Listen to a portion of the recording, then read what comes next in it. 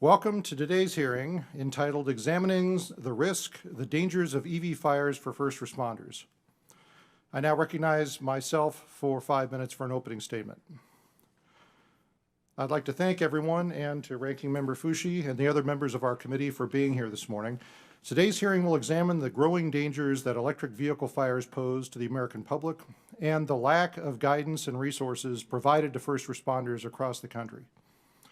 For over 100 years, our highways have been dominated by internal combustion engine vehicles. Throughout this time, we've invested resources and expertise to learn the best practices for extinguishing internal combustion engine vehicle fires. However, within the last 2 decades, we've seen a large increase in the number of electric vehicles on the road. The federal government has pushed for a transition to EVs, incentivizing their development through tax credits and charging station infrastructure grants. Worldwide, there are now roughly 3.1 million EVs in operation today. Many experts in the auto industry anticipate that by 2030, there will be nearly 130 million vehicles in operation. As the presence of these vehicles continues to grow on our roads, so does the threat and danger of the fires they can produce.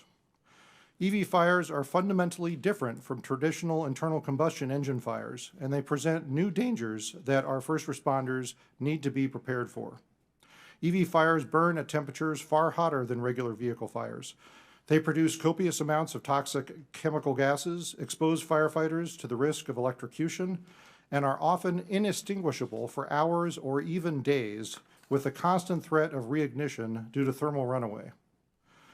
When an EV either experiences an incident due to a manufacturing defect or is damaged in an accident, the battery that powers that vehicle often has a remaining charge. This stranded energy provides the fuel to keep a battery burning for hours, regardless of how much water is poured on it in an attempt to extinguish it. Unfortunately, the federal government has been deficient in providing guidance and resources to our firefighters in dealing with this threat. There is currently no uniform guidance on how to address EV fires or protect firefighters from the unique hazards they present, leaving many fire departments to formulate ad hoc solutions. For example, firefighters in Wakefield, Massachusetts had to dump 20,000 gallons of water over 2 hours to put out an EV fire. Firefighters in Sacramento were forced to submerge an EV in a makeshift pond because the vehicle kept reigniting.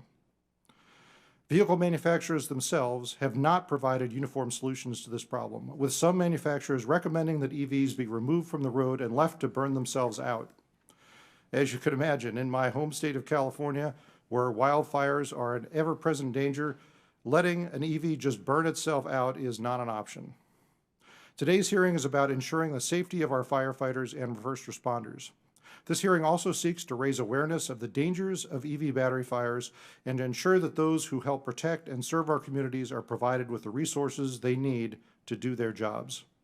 This requires that we understand the threats of EV fires and the substantial differences between EVs and ICE vehicles to develop new best practices and uniform guidance.